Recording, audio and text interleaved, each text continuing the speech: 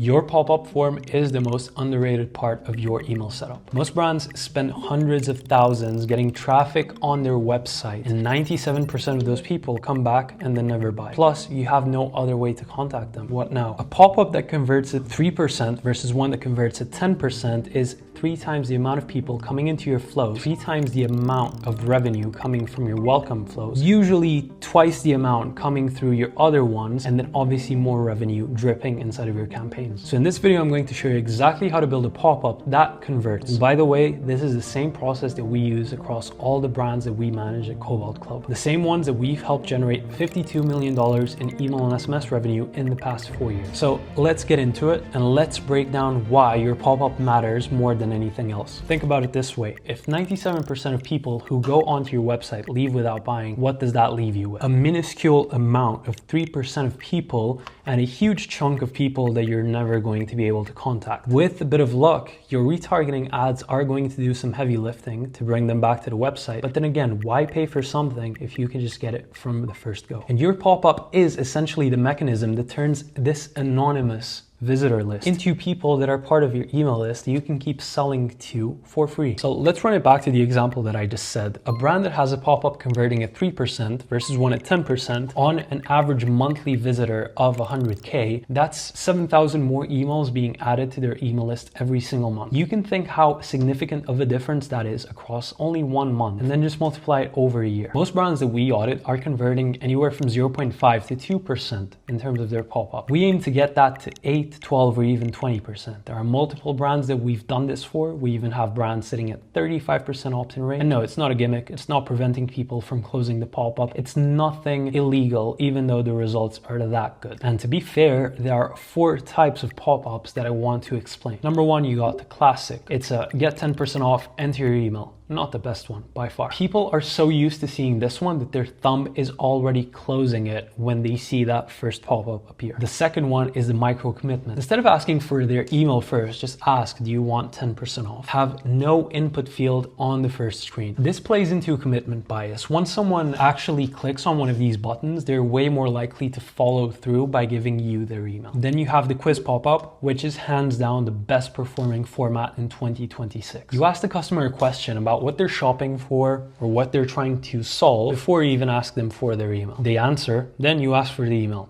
or their number or both. Whatever. This works because of 2 things. Number 1, that commitment bias that we spoke about. Number 2, personalization bias. People always tend to respond better to custom tailored experiences. And by doing this, you're also able to segment your welcome flows, your abandonment flows, your post-purchase flows, and even your future campaign sends. Then you have your spin to win / scratch off. Now here's the thing. I'm the number 1 biggest hater of the spin to wins, although the scratch offs seem to be doing pretty well on the clients of ours where it doesn't feel off-brand. If you have a fun identity or you're just willing to test something like this out, give it a try. And guess what the most important thing on the pop-up is? It's your offer. If it's weak, nothing can change it. No design, no copy can outperform a bad offer. You have 2 main options. You have percentage off, you have dollar off, but you can also do something even better. You can do free gifts. You can do, for example, free shipping. You can do complimentary accessory when you hit X threshold or when you get 2 items. Whatever you know works best inside of your welcome flow across your top of funnel ads, make sure that you reiterate that inside of your pop-up, or you're just giving them an extra incentive. Make sure that this is your best one to get people inside of your email list. If your AOV is below $100, always use percentage off, because for example, 10% off will always sound better than $5 off. And you've got framing is way better than saying, sign up your email to get this.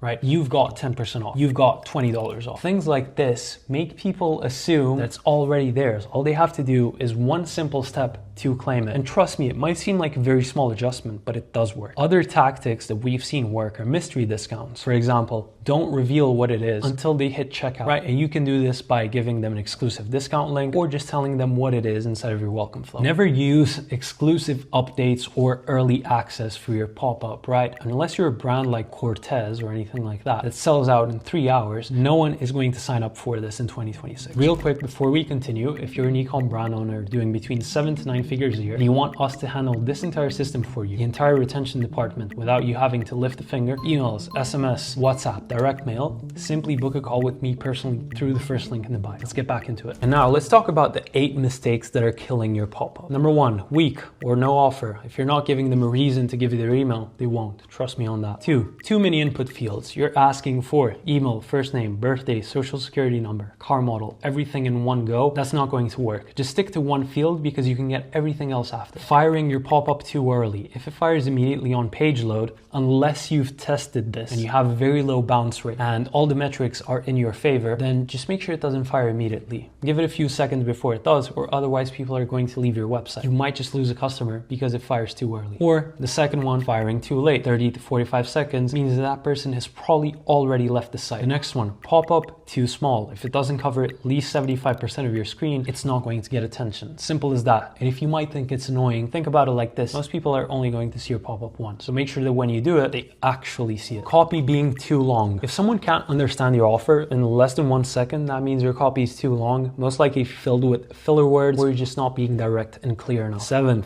not optimized for mobile. 80% of traffic comes from mobile. So whenever you design an email, design a pop-up, make sure that this is your main focus. No micro commitment. Most brands are still asking for their email in the first step. And I'm so sure that if they just added a micro commitment step, like the one that I spoke about before, they would double or triple their sign up. It's such an easy fix. And if you don't believe me, just try it for yourself, report back with the results. Right, now when we're talking about the pop-up, we need to make sure that it's an actual decision that you make on your website, not something that's just there to decorate. See, a lot of brands just put something on their website because, you know, that's standard practice, but when you go onto their website, all you see is a white box that says, you know, yeah, your email to get updates. Obviously, that is not going to compound into anything significant, and honestly, it's only going to hurt you. I'd rather you not have any pop-up than to have one that's going to convert at like 0.3, 0.4%. And if you want it to actually bring in customers and capture their emails, their SMS, whatever zero party data that you want, and bring that inside of your email list, there are a few steps that you need to follow, right? So first off, it's got to be focused. So one offer, one field, one button, nothing else, unless you want to capture that after you got their email, right? This is how you usually do it. Got to be frictionless, so fast to load, easy to read, and very obvious to complete. And then you need to make a forced choice. Now, I don't mean trap them in a way that they can't close the pop-up. That is definitely not the case. But what you want to do is you want to make sure that they don't default to their normal behavior, which is thumb goes top right, close the pop-up. I don't want to read what's on it because it's just another annoying pop-up. No, you need to make sure that if you can delay your X button by 2 seconds, if you can put the X button in another position so that they at least have time to read what your offer is about, then that's a win that you can make. And then in terms of testing, I'm also going to run you through the specific details on how we do this. Obviously, offer first, design second, and then copy in the third order. This is how you do it to make sure that your test lands correctly. So in terms of the design and copy formula, now this is extremely basic. And this is exactly what I said don't do. And I'm going to show you exactly how to do it in Figma in 1 second. We want to have your logo, headline, subheadline, input, and then your CTA. Don't give them the exit at the top right corner, which is the usual here, right?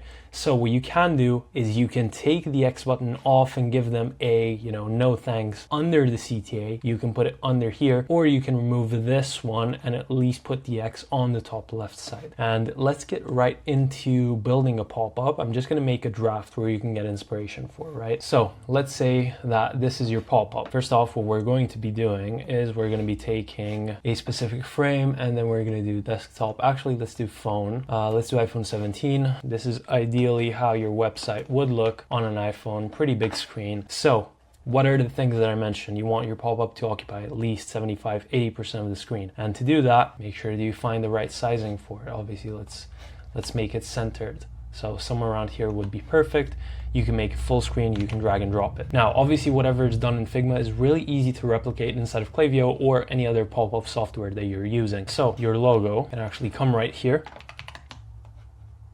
Now, this is where you lay your offer out, which can be literally anything. So for example, buy 2, get 1 free unlocked for your next order. And we're gonna make this in the middle. Now, one trick that we've noticed that works super well on pop-ups is you put the month. So you're gonna use the custom month field and you're gonna put this July only, buy 2 get 1 free unlocked for your next order. This is relevant, right? Because for example, let's say that you have an ad and you've probably noticed something like this. If you run an evergreen ad, it's going to convert, but if you take that same ad and you put an overlay of text that says summer sale or valid today, right? This is actually manufactured urgency that works in your favor. And this is how you can do it. At this point, if you want, you can have your CTA. Make sure that it's big, readable. Maybe you can make some sort of cool move with the corner radius, and then you just lay this bad boy out. Something like claim it now, go straight to the middle, and then you can give them a little exit, obviously. This is basically one of the versions that I would recommend, but there's also other things that you can do. So if you do have room, you'd basically bring all of this down, and then here,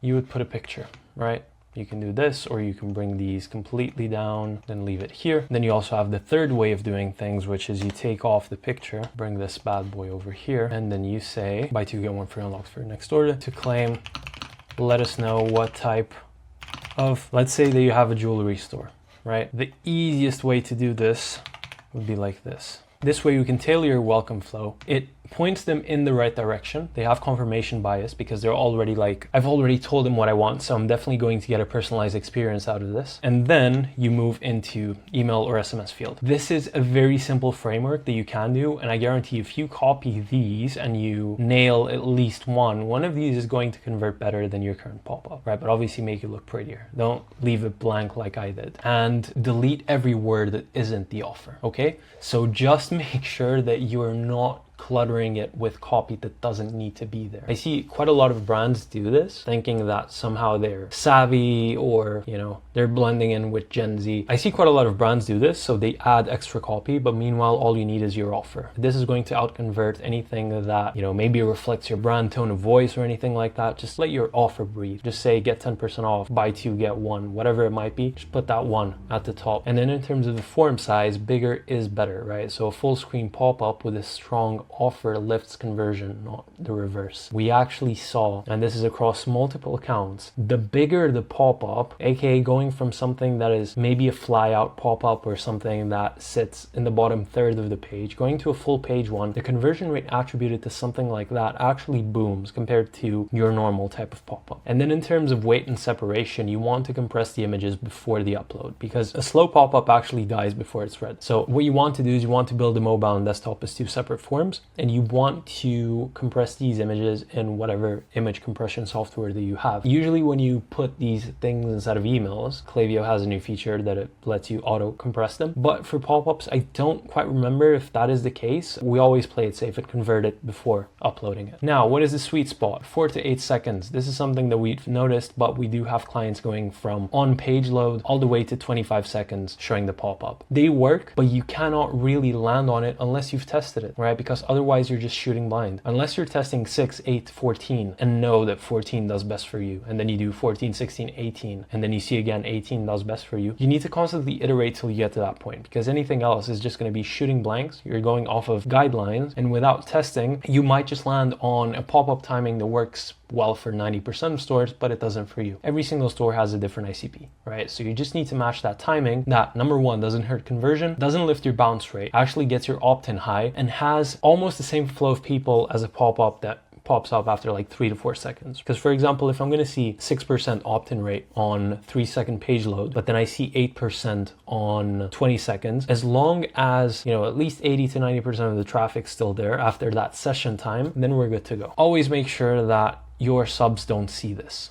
right? As soon as you got them in, don't show it again. There's no reason. Exit intent mobile. The exit intent pop-up, I would always recommend that you keep it to desktop only, because mobile, it can be a bit obtrusive. Here's the thing. There's 2 triggers when it comes to an exit intent pop-up, right? Number 1 is moving your mouse really quickly out of the tab. Number 2 is directing it towards the X. Number 3 is when you're a bit idle for like a few seconds and then you suddenly move, right? These are exit intents on desktop. But for mobile, it's a quick scroll up, because that is what signals you're going to leave. Sometimes it can misfire. Someone saw a product that they liked, let's say 1 page up, and they do that and then they get another pop-up. Not what you want to do. And for mobile, just do 1 trigger, right? Don't do scroll depth, just do time delay for it, and just go off of these things. But the most important thing is testing. And if you don't have time to do that, make sure you get someone who actually does and is actively testing your pop-up. Now, one thing that I wanted to show as well, is you have a recovery layer. So if someone closes the pop-up on desktop or mobile, you can add a teaser bar. So this is something that shows up bottom, top, left, right, corners, whatever you want. And this is actually the teaser form. Really easy to make this. And in most cases, I don't speak in absolutes because I've been through so many accounts that I just know exactly,